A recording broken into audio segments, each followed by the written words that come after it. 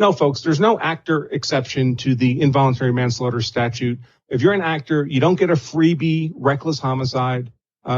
Union rules or set rules or Hollywood rules don't trump criminal law. Yeah. You're subject to the same criminal law as everybody else. That's a very good point as well. And I've seen that argument made quite a bit.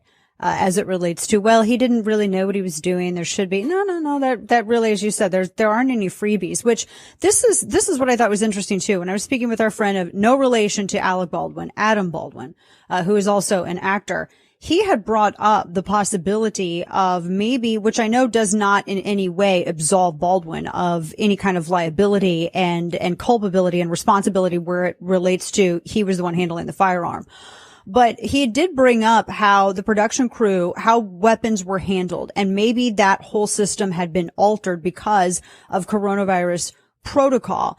And I saw this, actually this is a Deadline Hollywood piece now, and they were discussing whether or not this actually did in fact maybe perhaps impact at what point firearms were brought out, how they were brought out, how the live training and the live fire got mixed with, the blanks and the blank loading area. What are your thoughts on that? And is there, I would imagine there has to be some kind of standard operating procedure on film sets to make sure that they prevent this happening, just to get them insured. Sure. Well, this was clearly an aberrant event, right?